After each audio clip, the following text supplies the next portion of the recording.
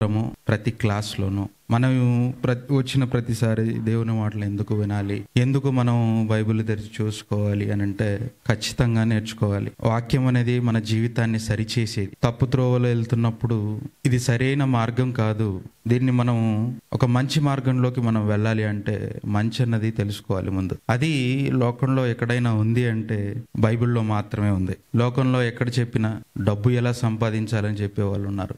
లోకంలో ప్రవర్తన ఏమైపోతే ఏముంటుంది, డబ్బు సంపాదించుకోవాలి ముందు, లేకపోతే పేరు సంపాదించుకోవాలి ముందు అని మాట్లాడే వాళ్ళు ఉన్నారు. ఇవన్నీ ముఖ్యమా అంటే ఈ జీవిత కాలంలో అవసరమైనవి. ఈ జీవిత కాలంలో ఉన్నప్పుడు మనకు అక్కరకు వచ్చేవి ఇవన్నీ, డబ్బు కానివ్వండి, పేరు కానివ్వండి, కీర్తి కానివ్వండి, ఏదైనా ఈ జీవిత కాలంలో మనకు అవసరమయ్యే విషయాలు ఇవన్నీ కూడా. ఈ జీవిత కాలం మట్టుకే క్రీస్తునందు నిరీక్షించిన వారమైన ఎడల మనుషులందరికంటే దౌర్భాగ్యం. ఈ జీవిత కాలం మట్టుకే క్రైస్తవులుగా, క్రీస్తును ధరించుకున్న వారముగా ఈ జీవిత కాలం మట్టుకు చూస్తున్నామా దేవుణ్ణి? ఈ జీవిత కాలం మట్టుకే చూస్తున్నామా, లేకపోతే మరణించిన తర్వాత కూడా మరి నాకు జీవితం ఉందని, ఆ జీవితంలో నేను బ్రతకాలని దాని గురించి కూడా ఆలోచన చేస్తున్నారు అండి. డబ్బు గురించి, పేరు గురించి, పదవుల గురించి, అధికారాల గురించి చూసే వాళ్ళంతా ఎవరంటే ఈ జీవిత కాలం మట్టుకు చూస్తాను. మనుషుల ముందు కనబడాలనుకుంటున్నారా? మనుషుల ముందు మీరు నిలబడాలనుకుంటున్నారా? పడిపోతాం. తప్పనిసరిగా పడిపోయే అవకాశం ఉంది. దేవుడు ఏదైనా చెప్పాడు అంటే వండర్ఫుల్గా ఉంటుందండి. అది మన జీవితానికి నిజంగా అవసరమైన సరైన మార్గంలో మనం వెళ్లాల్సింది. దేవుడు ప్రతి విషయాన్ని మనకు చెబుతాడు. అలాంటి టైంలోనే వాక్యాన్ని దగ్గరకు వచ్చిన తర్వాత దయచేసి మార్కు సువార్త ఒకసారి తీయండి. మార్కు సువార్త 7వ అధ్యాయము 6వ వచనం. అందుకు ఆయన వారితో ఇలాగ చెప్పెను, ఈ ప్రజలు పెదవులతో నన్ను గణపరచుదురు గాని వారి హృదయము నాకు దూరంగా ఉంది. వారు మానవులు కల్పించిన పద్ధతులు దేవోపదేశములని బోధించుచు నన్ను వ్యర్థముగా ఆరాధించుచున్నారు. అంటే ఈ ప్రజలు నన్ను గణపరుస్తున్నారు, ఈ ప్రజలు నా దగ్గరకు వస్తున్నారు, పాటలు పాడుతున్నారు, ప్రార్థనలు చేస్తున్నారు, వాక్యం వింటున్నారు, నన్ను గణపరుస్తున్నారు, కానీ ఏమవుతుంది తెలుసా? వారి హృదయం నాకు దూరంగా ఉంది. దేవుడు పిన్ పాయింట్ చేస్తున్నాడు ఒక చోట. ఎక్కడంటే ప్రార్థన చేస్తున్నాం, మనస్ఫూర్తిగా లేదు, పాట పాడుతున్నాం, హృదయాంతరాల నుంచి రావటం లేదు, వాక్యం వింటున్నాం అండి. చాలా మంది ఎలా ఉంటుందో తెలుసా? ప్రార్థన చేస్తున్నప్పుడు స్టేజ్ మీద ప్రార్థన చేస్తుంటారు కదా, ప్రార్థన చేస్తున్నప్పుడు కళ్ళు మూసుకోవడం స్టార్ట్ చేస్తారు, ఆమెనంటప్పుడు అక్కడికి వచ్చేస్తారు. ఆ మధ్యలో ఏడికి వెళ్తారు? సర్వలోకాలు తిరిగి వస్తారు అనమాట. మధ్యలో అక్కడక్కడ ఏదేదో ఇంటి దగ్గర ఏదో మర్చిపోయాను, ఇంటి దగ్గర పైన బట్టలు ఆరేసి వచ్చాను, లేకపోతే ఒడియాలు ఎండబెట్టాను, ఇలా ఆలోచనలన్నీ అక్కడ తిరిగి ఇక్కడ ఆమెననేసరికి సరే కరెక్ట్ గా చర్చిలోకి వచ్చేస్తారు. మళ్ళా అండి వారి హృదయము నాకు దూరంగా ఉంది అంటున్నాడు. హృదయము దూరంగా ఉండటం అంటే వాక్యాన్ని విని అండి. నేను ఒక మాట చెప్తాను. ఇప్పుడు మీరంతా లేచి నిలబడాలి అని అనుకోండి. నేను విన్న వాళ్ళు అలాగే వచ్చి ఉంటారు, కానీ దాన్ని గ్రహించిన వాళ్ళు ఏం చేస్తారు? లేచి నిలబడతారు. వింటున్నారు, అందరూ వింటున్నారు, కానీ లేచి నిలబడటం లేదు. అంటే గ్రహింపు లేదు. దేవుని మాటలు ప్రతి ఆదివారము, ప్రతి క్లాస్లోను, ప్రతి మీటింగ్లోనూ వింటున్నాం, కానీ ప్రవర్తన ఏది? పాటించాలి కదా అని. వాక్యాన్ని చెప్పడం వరకే కాదు, వినటం వరకే కాదు, పాటించాలండి. పాటించినప్పుడే మన జీవితాల్లో మార్పులు అనేది సంభవిస్తాయి. ఆ మార్పు మనం కోరుకున్నది కాదు, దేవుడు కోరుకున్నది. దేవుడు కోరుకున్నటువంటి ఆ మార్పు మనలో సంభవించాలంటే ఇదిగో దేవుని మాటకి రూపం మనం అవ్వాలి. దేవుని మాటకి ప్రతిరూపం మన జీవితం కావాలి. అలాగే లేదు. అందరూ పెదవులతో ఆరాధిస్తున్నారు, నోటి మాటతో ఆరాధిస్తున్నారు, నోటి మాటతో అందరూ ఆరాధిస్తారు, నోటి మాటతో ప్రేమిస్తున్నాను అని అనగానే అయిపోయిందా? ఆ మాట చెప్తే సరిపోయిందా? భార్యతో నేను నిన్ను ప్రేమిస్తున్నానమ్మా అని చెప్పినప్పుడు అలాగే నేను నిన్ను ప్రేమిస్తున్నానని చెప్పి ప్రేమిస్తున్నానని చెప్పి ఉదయం నుంచి సాయంత్రం వరకు అలాగే కూర్చున్నాం అనుకోండి, అలాగే చెప్తున్నాం అనుకోండి, అన్నం ఎవరు పెడతారు? ఫుడ్ ఎవరు పెడతారు? బయటికి వెళ్ళి కష్టపడి నువ్వు ప్రేమిస్తున్నావు, బయటికి వెళ్ళి కష్టపడి నువ్వు తీసుకొచ్చి పెట్టు, ఆకలిని తీర్చు, ప్రేమ, మంచి బట్టలు కొని ప్రేమ, పిల్లల్ని చూడు ప్రేమ, వారి అనారోగ్య పరిస్థితుల్లో చూడు ప్రేమ అండి. ఇది లోకం అంతండి. సకల క్రైస్తవ్యం, భూమి మీద ఉన్నటువంటి క్రైస్తవ్యం దాదాపుగా 800 కోట్ల మంది జనాభా ఉంటే అందులో 400 కోట్ల మంది క్రైస్తవులు అంటున్నాం. అందులో 95% అందరూ కూడా ఇదిగో పెదవులతో ఆరాధిస్తున్నారు, పెదవులతో గణపరుస్తున్నారు, పెదవులతో స్తుతులు చెల్లిస్తున్నారు, పెదవులతో మహిమపరుస్తున్నారు, కానీ నా హృదయం నాకు దూరంగా ఉంది. మీ హృదయాలు నాకు దూరంగా ఉన్నాయి. మీ హృదయాలు నాకు దూరంగా. ఇది కాదండి దేవుడు కోరుకున్నది. మన జీవితం ఏంటి, ఎక్కడి నుంచి మనం వచ్చాం అండి. ఎప్పటికప్పుడు మన జీవితాన్ని పరిశీలన చేసుకుంటూ ఉండాలండి.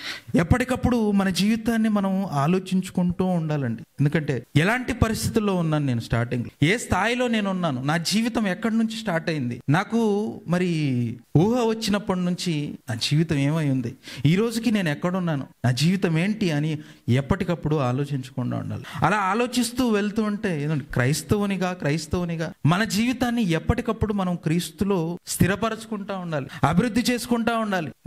ప్రతి దాంట్లో అభివృద్ధి అనేది అవసరం. వ్యాపారం పెడతాం, బిజినెస్ చేస్తున్నప్పుడు స్టార్ట్ చేసినప్పుడు 1,00,000 రూపాయలే వచ్చింది, 10 ఏళ్ళైనా 1,00,000 రూపాయలే వచ్చింది అనుకోండి. మీరు అలాగే ఊరుకుంటారా? దాన్ని ఎక్స్పాండ్ చేయాలనుకుంటారు, దాన్ని ఇంకా పెంచాలి, లాభాలను పెంచాలనుకుంటారు. లోకపు నీతి మనకు బాగుంది. ఈరోజు నేను 10 రూపాయలు సంపాదిస్తున్నానంటే ఇదిగో రేపన్నాడు నేను 50 రూపాయలు సంపాదించాలి, ఇంకా భవిష్యత్తులో నేను 100 రూపాయలు సంపాదించాలి. ఇలా అనుకుంటున్న మనము ఇదే భక్తి, ఇదే ఆలోచన దేవుని భక్తి దగ్గరకు వచ్చేసరికి ఎందుకు లేదు? బాప్తీసం తీసుకున్న రోజు ఈ రోజు ఎలా ఉంది జీవితం? బాప్తీసం తీసుకున్న రోజు అప్పటికప్పుడు కొత్తగా అప్పుడే పుట్టిన వాళ్ళంగా నీళ్ళ నుంచి బయటకు వచ్చి నేను పవిత్రంగా బతకాలి, నేను ఏ పాపం చేయకుండా బ్రతకాలి. నీళ్ళలో నుంచి బయటకు వచ్చిన తర్వాత డ్రెస్ చేంజ్ చేసుకుంటారు. అమ్మాయి నా డ్రెస్కి, నా బట్టలకి ఏ మరక అంటకూడదు అని చెప్పేసి ఆలోచిస్తూ ఉంటారు. కానీ జీవితానికంటే మరకలను మాత్రం ఆలోచించండి. ఏమండి, అందరినీ అడుగుతున్నాను, బాప్తీసం తీసుకున్న రోజు ఆ వారంలో ఉన్న పరిశుద్ధంగా ఎంతైతే ఉన్నామో ఆ తర్వాత జీవితంలో ఉన్నామో, బాప్తీసం తీసుకున్న తర్వాత ఆ వీక్, ఆ వారం మొత్తం భయంగా ఉంటుంది కొంచెం. కానీ ఆ తీసుకున్న తర్వాత వారం అయిపోయింది, నెల అయిపోయింది, సంవత్సరం అయిపోయింది, లోకంలో కలిసిపోయింది. దేవుడు మనల్ని ఎన్నుకుంటున్నాడు. నేనేం చేయాలని దేవుడు నన్ను ఎన్నుకున్నాడు, నేనేం సాధించాలని దేవుడు నన్ను ఎన్నుకున్నాడు, ఏం గ్రహించాలని దేవుడు నన్ను ఎన్నుకున్నాడు. ఇది ఆలోచించరా? ఒక ప్రణాళిక మన జీవితం పట్ల దేవునికి ఉంది, ఒక సంకల్పం అన్నది దేవునికి మన పట్ల ఉంది. ఈరోజు ఇది విధంగా కూర్చొని దేవుని మాటలు వింటున్నామంటే దేవునికి మన పట్ల ఒక సంకల్పం ఉంది, ఒక ప్రణాళిక ఉంది. అంటే ఏమై ఉంది ఆ ప్రణాళిక? ఎందుకొరకు నన్ను ఎన్నుకున్నాడు దేవుడు? ఏ పరిస్థితుల్లో ఉన్న నన్ను ఈరోజు ఇక్కడ పెట్టాడు, దేనికోసం పెట్టాడు అన్నది ఆలోచన చేయాలంటే. అంటే అలా ఒక ఎన్నిక జరిగిందండి బైబిల్లో. ఆ ఎన్నికను గురించి మనం మాట్లాడుకుందాం. దయచేసి అపోస్తుల కార్యములు 13వ అధ్యాయము, 22వ వచనం. తర్వాత అతనిని తొలగించి దావీదును వారికి రాజుగా ఏర్పరచును, మరియు ఆయన, నేను యెషయ కుమారుడైన దావీదును కనుగొంటిని, అతడు నా ఇష్టానుసారుడైన మనుష్యుడు, అతడు నా ఉద్దేశములన్నీ నెరవేర్చునని చెప్పి అతన్ని గురించి సాక్ష్యం ఇచ్చాడు. ఎవరండి ఇక్కడ? దావీదు గారి గురించి దేవుడు మాట్లాడుతున్నాడు. ఏమని మాట్లాడుతున్నాడు? యెషయ కుమారుడైన దావీదును నేను కనుగొన్నాను. కనుగొనటం అంటే ఏంటంటే వెతుకుతా ఉన్నాడు, వెతుకుతున్నాడు. సరైన వారు లేరు, సరైన వారు కనపడటం లేదు, వెతుకుతున్నాడు. ఇదిగో యెషయ కుమారుడైన దావీదు నేను కనుగొన్నాను. ఫైండ్ అవుట్ అయిపోయాను, దొరికేశాడు. నేను కనుగొన్నాను. భవిష్యత్తులోకి వెళ్ళిపోయాడు. ఎక్కడికి? ఆయన చిన్నగా ఉన్నాడు, లేకపోతే భవిష్యత్తులోకి వెళ్ళిపోయి ఏమంటున్నాడు తెలుసా? అతడు నా ఇష్టానుసారుడైన మనుష్యుడు, నా ఉద్దేశములన్నీ నెరవేరుస్తాడు, నా ఉద్దేశాలన్నీ నెరవేరుస్తాడు. నెరవేర్చును అంటున్నాడా? నెరవేర్చేసాడు అంటున్నారా? నెరవేరుస్తాడు. భవిష్యత్తులోకి చూశాడు దేవుడు. చూసి ఏమంటున్నాడంటే నా ఉద్దేశాలన్నీ నెరవేరుస్తాడు. అండి, ఏం ఉద్దేశం నెరవేర్చాలని దావీదు గారిని ఎన్నుకున్నాడు దేవుడు? ఆలోచన చేయాలి. దావీదు గారిని తన ఉద్దేశాలని నెరవేరుస్తారని దేవుడు ఎన్నుకున్నాడు కదా, కనుగొన్నాడు కదా. జల్లెడ పట్టాడు. అందరినీ చూస్తే ఇదిగో నాకు దావీదే కనబడ్డాడు. ఎందుకంటే నా ఇష్టానుసారుడైన మనుష్యుడు, చాలా ఇష్టం నా ఇష్టానుసారుడైన మనుష్యుడు. ఎందుకంటే నా ఉద్దేశాలన్నీ నెరవేరుస్తాడు. అండి, ఒక్కసారి ఆయన ఎన్నిక చూస్తే అద్భుతంగా ఉంటుందండి, చాలా అద్భుతంగా ఉంటుందండి. ఆయన ఎన్నికను ఒకసారి చూడాలి మనం. సమూయేలు మొదటి గ్రంథం అండి. సమూయేలు గారు దేవుని ఒక మరి సంకల్పంలో ఉండి దావీదు గారిని అభిషేకించడానికి వచ్చిన ఆ తరుణంలో, ఆ సందర్భంలో ఆ సందర్భాన్ని చదువుదాం. మొదటి సమూయేలు 16వ అధ్యాయము 10వ వచనం. యెహోవా యెషై తన 7 కుమారులను సమూయేలు యొద్దకి పిలువగా సమూయేలు, యెహోవా వీరిని కోరుకొనలేదని చెప్పి నీ కుమారులందరూ ఇక్కడ ఉన్నారా అని అడుగుతున్నాడు. ఏమండి, 5వ వచనం నుంచి చూద్దాం. అతడు సమాధానముగానే వచ్చి తిని మీరు శుద్ధులై నాతో కూడా బలికి రండి అని చెప్పి యెషైని అతని కుమారులను శుద్ధి చేసి బలి అర్పించెను.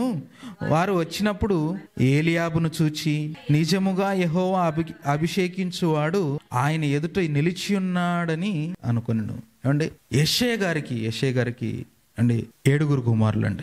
ఈ 7 కుమారులలో ఎవరిని చూశాడు? ఏలియాబును చూశాడు. చూసిన తర్వాత వాళ్ళ ఆకారం ఎలా ఉందో తెలుసా? వాళ్ళ దేహదారుఢ్యం ఎలా ఉందో తెలుసా? వాళ్ళు చాలా గొప్పగా ఉన్నారు. వాళ్ళ పర్సనాలిటీ చాలా అద్భుతంగా ఉంది. ఎందుకంటే రాజు కటౌట్ అంటే ఎలా ఉండాలండి? బక్క పల్చగా ఉంటే సరిపోద్దా? రాజు టీవీ ఎలా ఉండాలి? ఆయన ఆకారం ఎలా ఉండాలి? ఆయన రూపం ఎలా ఉండాలి? ఆయన పర్సనాలిటీ ఎలా ఉండాలి?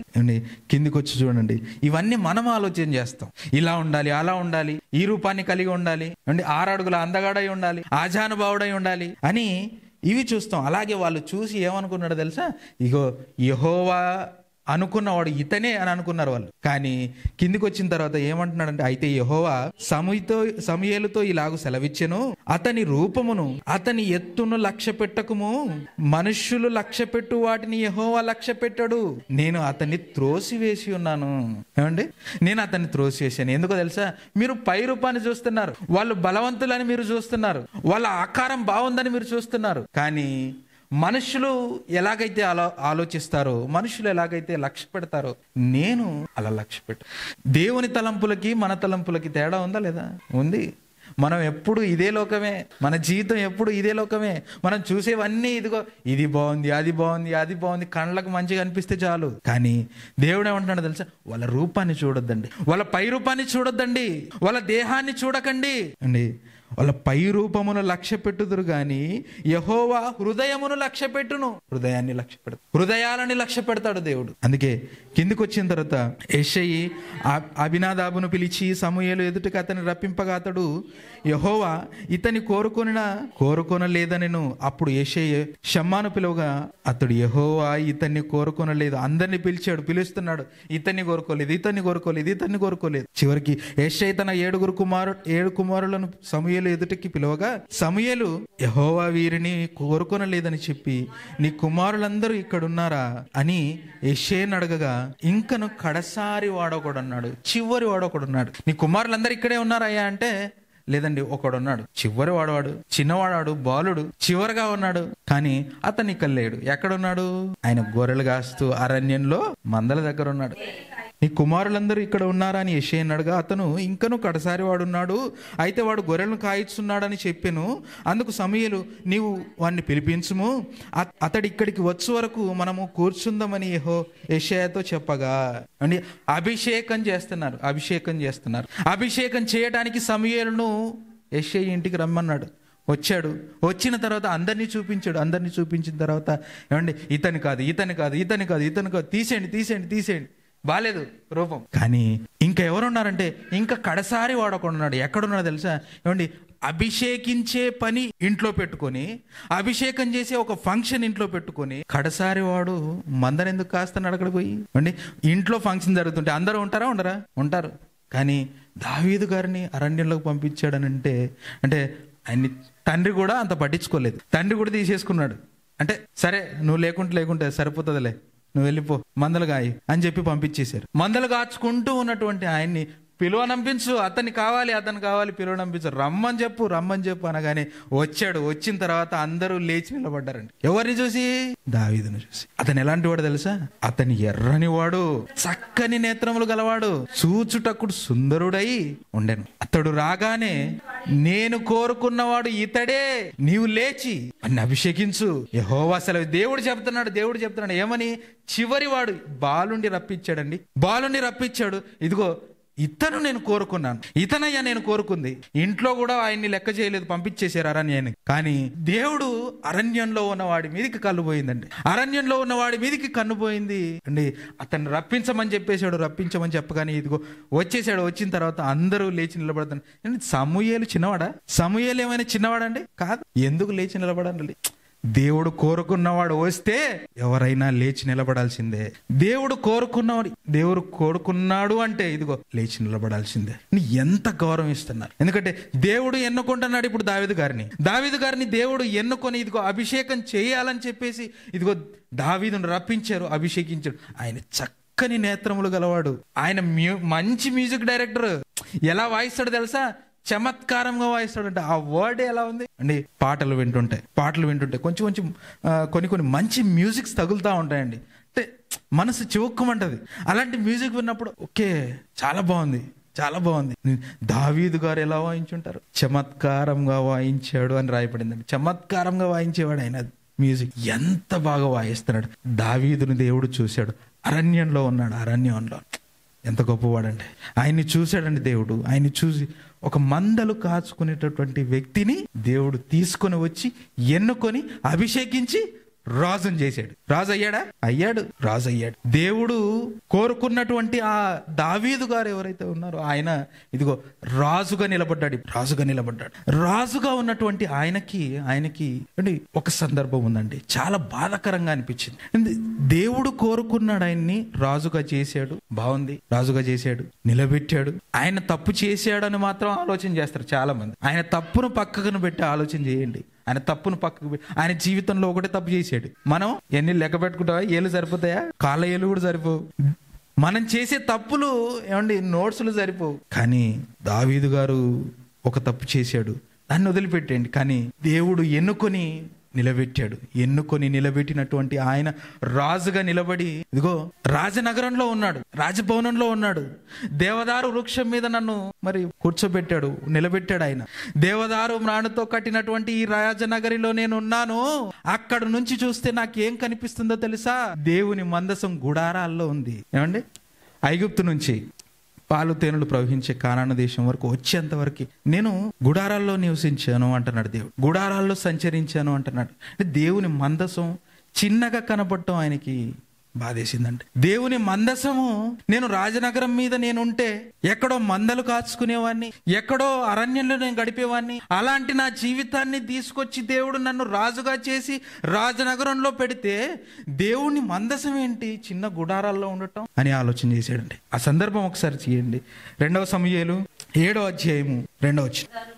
నేను దేవదారు మ్రాణుతో కట్టిన నగరి యందు నేను వాసము చేయుచుండగా దేవుని మందసము డేరాలలో నిలిచి ఉన్నదనగా. ఏమండి, నేను రాజనగరి యందు. ఎలా ఉందండి ఈ వర్డ్? అసలు ఎంత ఆలోచిస్తున్నాడో చెప్పండి. మీరు ఆ మాటను గుర్తు తెచ్చుకోండి. ఏ మాటని?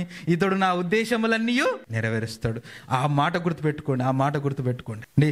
నేను దేవదారు వృక్షంతో కట్టినటువంటి ఆ మ్రాణుతో కట్టినటువంటి ఈ రాజనగరంలో నేను ఉన్నాను. కానీ దేవుని మందసం మాత్రం చిన్న గుడారాల్లో ఉండటం నేను చూస్తున్నాను. నాకు బాధగా ఉంది. అప్పుడే నాతాను ద్వారా మాట్లాడించి, ఆయన నువ్వు దేవుని కొరకు ఒక మందిరాన్ని కడతావా? దేవుని కొరకు నువ్వు ఒక గుడారాన్ని కట్టగలవా?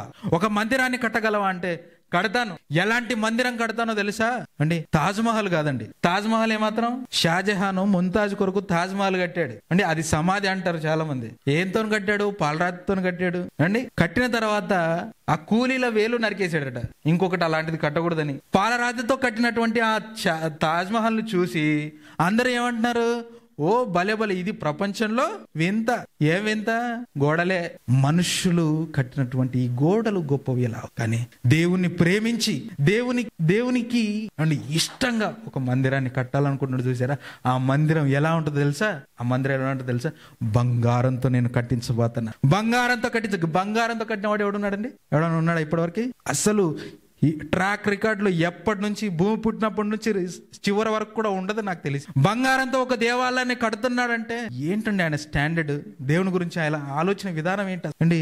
దేవుడు ఆ మందిరాన్ని ఎందుకు కట్టించమన్నాడు చెప్పండి? ఆయన మందిరాన్ని ఎందుకు కట్టించాలనుకున్నాడు అంటే అండి ఇశ్రాయేలీయులు దారి తొలగిపోయి తప్పిపోయి అసలు దేవుడు ఎవరు, దేవుడు లేడు అనేటువంటి పరిస్థితిలోకి వాళ్ళు వచ్చినప్పుడు, దేవుణ్ణి ఎరగకుండా వాళ్ళు బ్రతుకుతున్నప్పుడు, దేవుణ్ణి తెలుసుకోకుండా కొన్ని తెలుసుకోనని తరాలు పుడుతున్నప్పుడు అండి దేవుడు ఇలాంటి నిర్ణయాన్ని తీసుకోవాల్సి వచ్చింది. ఎందుకు అలాంటి నిర్ణయం తీసుకున్నాడంటే చెప్తాను. ఈరోజు ఇక్కడ బల్కంపేట దగ్గర ఎల్లమ్మ దేవత నాయమే. ఏం పేరు ఆమె పేరు? ఎల్లమ్మనేనా? ఓకే, ఎల్లమ్మ ఆమె ఉంది. ఆమె ఉందని మనకి ఎలా తెలుసండి? గుడి ఉందనే? లేకపోతే తెలుసా ఎక్కడో అక్కడెక్కడో చాలా దూరంగా గుళ్ళు కనపడతా ఉంటాయి. ఆ దేవత ఉందని మనకు ఎలా తెలుస్తుంది? గుడి ఉందనే. దేవుడు అనేక రకాలుగా వాక్యం, దేవుని మాట మనుషుల దగ్గరికి వచ్చినా దేవుని మర్చిపోయి, దేవుని వాక్యం అన్నది ఇదిగో అక్షరాల రూపంలో రాయించి వాళ్ళకి ఇస్తున్నా వాళ్ళు మర్చిపోయి, రాతి పలకల మీద ఆ దేవుని మాటలను రాయించి ఇచ్చినా వాళ్ళు దాని గురించి మారలేదు, ఆ మాటలు తెలుసుకోనలేదు, వాళ్ళ హృదయాన్ని పెట్టుకోలేదు. నా నామం గొప్పది కావాలి అంటే ఈ ప్రపంచంలో ఒక మందిరం కట్టాలనుకున్నటువంటి దేవుని ఆలోచన, ఆ సంకల్పం, ఆ ప్రణాళిక దావీదు గారి ద్వారా నెరవేర్చుకోవాలనుకుంటున్నాడు. ఉద్దేశం, తన ఉద్దేశం, నా ఉద్దేశములన్నీ నెరవేరుస్తాడు అండి. ఎంత అద్భుతమైనటువంటి ఆలోచన అండి. ఆలోచన చేస్తే సరిపోతుందా? ఆలోచన చేస్తే సరిపోతుందండి? ఆలోచన చేస్తే సరిపోదు. ఆచరణలోకి రావాలి మనిషి, ఆచరణలోకి రావాలి అండి. ఎంత బంగారాన్ని ఇచ్చాడు చూడండి ఒక్కసారి ఆ దేవాలయం కోసం. దినవృత్తాంతములు, మొదటి దినవృత్తాంతములు 22వ అధ్యాయము 14వ వచనం. మొదటి దినవృత్తాంతములు 22వ అధ్యాయము. ఇదిగో నేను నా కష్టస్థితిలోనే ప్రయాసపడి యెహోవా మందిరము కొరకు 2,00,000 మనుగుల బంగారమును, 10 కోట్ల మనుగుల వెండిని, తూచ శక్యము కానంత విస్తారమైన ఇత్తడిని, ఇనుమును సమకూర్చి ఉన్నాను.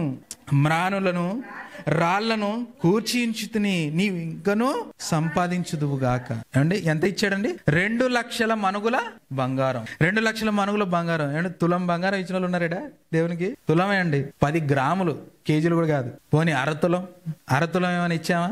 అరతులం కూడా ఇవ్వలేదు. అరతులంలో సగం ఎంతన్నా? పావుతులం ఇచ్చామా? దేవునికి ఏడిస్తున్నాము. 2,00,000 మనుగుల బంగారాన్ని ఇచ్చాడు. ఈ రోజు ఇది కట్టడానికి ఎంతమంది ఎంత ఇచ్చారు? అది లేక ఇది పూర్తవటం లేదు అవునండి, అది లేక ఇది పూర్తవటం లేదు. కానీ దావీదు గారు బంగారు దేవాలయాన్ని కట్టాలని దేవుని ప్రేమించేది 2,00,000 మనుగుల బంగారం అంటే అండి 2,00,000 మనుగులు ఇచ్చేసాడు. అది ఎలా, ఏ పరిస్థితుల్లో? నా కష్ట స్థితిలోనే నేను ఇచ్చాను. నా పరిస్థితి బాగులేదు, ఆ బాధ ఉంది, ఈ బాధ ఉంది, నేను ఇవ్వలేను, ఇది చేస్తున్నాను, అది చేస్తున్నాను, ఆ పరిస్థితి ఉంది, ఇంట్లో ఆరోగ్యాలు బాలేవు, లేకపోతే ఆ ప్లాట్కి డబ్బులు లేవు అని అనుకునే వాళ్ళు ఉన్నాం. కానీ నీ కష్టస్థితిలో ఇదిగో దేవుడికి నేను 2,00,000 మనుగుల బంగారాన్ని ఇస్తున్నా. ఒక మనుగు వచ్చేసి 40 కేజీలు, సుమారుగా 40 కేజీలు ఒక మనుగట. 40 కేజీలు ఒక మనుగటే 2,00,000 మనుగులండి. ఆ తర్వాత వెండిని ఎంత ఇచ్చాడు? 10 కోట్ల మనుగుల వెండి. వెండి తక్కువనే ఉంటది, వెండి మీరు ఇవ్వచ్చు, వెండి ఆలోచన చేయొచ్చు, అది కూడా రేట్ ఎక్కువనే అవుతుందంట అండి. దేవుణ్ణి ప్రేమించడం అంటే ఇది ప్రేమన దేవుని వారలారా. ఇది ఎలా ఎలా ఎలా ఎలా అంటే ఎలా ప్రేమించడం ఆయన్ని? నేను ప్రేమిస్తున్నాను దేవా అని ప్రార్థనలో సరిపోతుందా అని అంటే సరిపోతుందా? నేను ఇష్టపడుతున్నాను దేవా అని అంటే సరిపోతుందా? తండ్రి ఇదిగో నాకు ఇది ప్రసాదించు, అది ఇది కానీ నీ మందిరం కట్టడం కోసం, ఆయన మందిరం కట్టడం కోసం అండి ఎంత ఇస్తున్నాడు, ఎంత ప్రేమిస్తున్నాడు దేవుని. చూడండి ఎంత ప్రేమిస్తున్నాడు. ఆ రోజు రాజుని చేశాడు, నిలబెట్టాడు. రాజుని చేసి నిలబెట్టిన తర్వాత ఇదిగో ప్రేమతో ఆయనకు ఒక బంగారు దేవాలయాన్ని కట్టించాలని పూనుకొని ఇదిగో అంతా సమకూర్చి పెడుతున్న తర్వాత ఇదిగో దేవుడు నాయనా ఇదిగో నువ్వు రక్తాన్ని ఒలికించావు నీ చేతులతో, వద్దు, నీ గర్భంలో నుంచి వచ్చే నీ కుమారుని ద్వారా నేను ఈ సంకల్పాన్ని నెరవేర్చుకోను. కానీ నువ్వు ఇంత ప్రేమించావు చాలు. నీ కుమారుని ద్వారా ఇదిగో నీ గర్భంలో నుంచి వచ్చే నీ కుమారుడు ఉన్నాడు కదా సొలొమోను, ఆయన ద్వారా నేను నెరవేర్చుకుంటాను అండి. ఈ రోజు మనము ఆయన రాజు అయ్యాడు. ఈ రోజు మనం రాజులమా, సైనికులమా, భటులమా, బికారియా? ఏమండి మనం ఈ రోజు ఎక్కడుందన్నమాట? పేతురు పత్రిక, మొదటి పేతురు 2వ అధ్యాయము 9వ వచనం. అయితే మీరు చీకటిలో నుండి ఆశ్చర్యకరమైన తన వెలుగులోనికి మిమ్మును పిలిచిన వాని గుణాతిశయములను ప్రచురము చేయు నిమిత్తము ఏర్పరచబడిన వంశం, రాజులైన యాజక సమూహం, పరిశుద్ధ జనము, దేవుని సొత్తైన ప్రజలునై ఉన్నాము.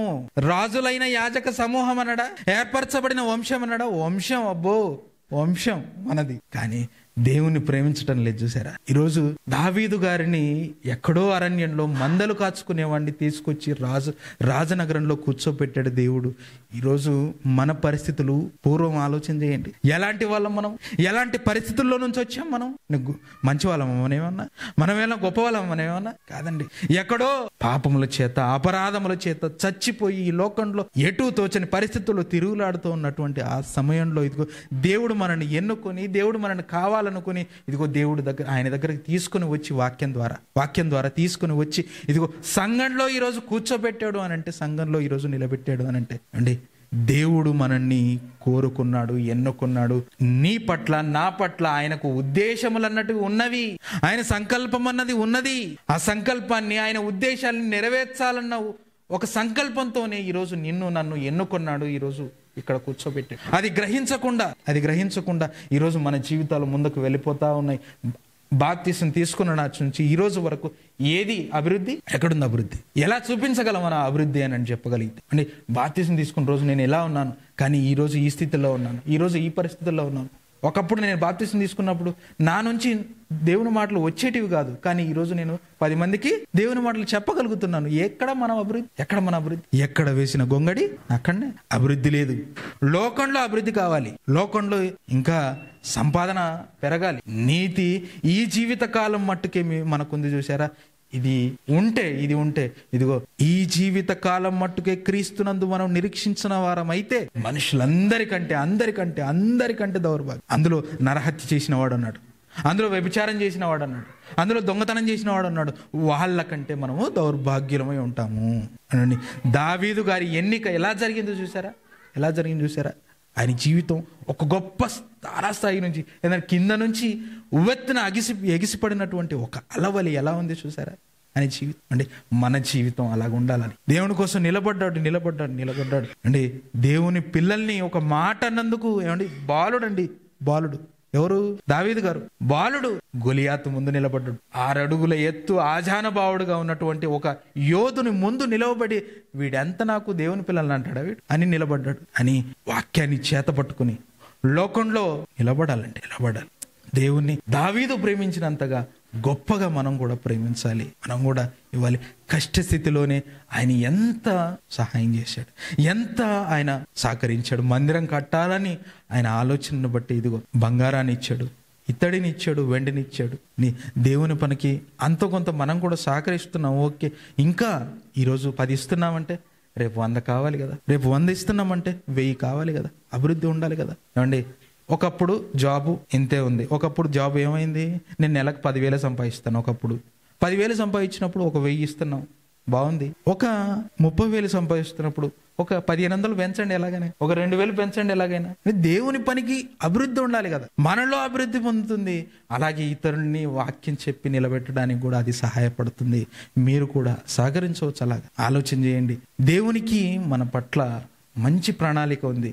మనము దాన్ని ఆలోచించకుండా అనాలోచితంగా మనం ముందుకు వెళితే ఇదిగో దేవుని ప్రణాళికలో నుంచి తప్పిపోయే సందర్భాలు వస్తాయి. అందరికీ ఒకే విధంగా ఉండదు, అందరికీ ఒక్కొక్క రీతి దాన్ని ఆలోచన చేసి ఏ విధంగా అయితే కరెక్ట్గా ఉంటుంది, ఏ విధంగా అయితే నేను నెరవేర్చగలను. ఈరోజు నాకు ఈ స్కిల్ ఉందా, ఈరోజు నాకు వాక్యం చెప్పే స్కిల్ ఉందా, వాక్యం చెప్పండి. ఈరోజు సహకరించే పరిస్థితి మీకుందా, సహకరించండి. అన్నం పెట్టే పరిస్థితి ఉందా, అన్నం పెట్టండి. ఎలాగైనా దేవుని పనిలో ఉండాలి, ఎలాగైనా దేవుని కార్యక్రమాలు చేస్తూ ఉండాలి, ఎలాగైనా దేవుని పని అభివృద్ధి చేస్తూ ఉండాలి. ఆత్మను సంపాదించడంలో కానివ్వండి, అమౌంట్ ఇవ్వటంలో కానివ్వండి, ఆర్థికంగా సహాయం చేయటంలో కానివ్వండి, ఏ విధంగా అయినా పనులు చేయటంలోనైనా, ఏ విధంగా అయినా వారికి తోచినటువంటి సహాయం, తోచినటువంటి పనిని మనం చేయగలుగుతూ ఉండాలి. ఈరోజు మనం డిగ్రీ చదువుకున్నామంటే డిగ్రీ స్థాయిలో దేవుణ్ణి నిలబెట్టాలండి, దేవుణ్ణి దేవుణ్ణి ఆ విధంగా ఆయన కీర్తిని నిలబెట్టగలగాలి. ఈరోజు బీటెక్ చదివాం, ఇంజనీరింగ్ చదువుకున్నామంటే ఇంజనీరింగ్ స్థాయిలో నువ్వు దేవుణ్ణి నిలబెట్టాలని నీకు ఆ పరిస్థితి. ఒక ఎంబీబీఎస్ చేసావంటే ఎంబీబీఎస్ స్థాయిలో ఇదిగో ఆ కోణంలో నువ్వు ఎలా దేవుని గొప్ప చేస్తావో నువ్వు ఆలోచించు అండి. మనందరి పట్ల దేవునికి ప్రత్యేకమైనటువంటి ప్రణాళిక ఉంది.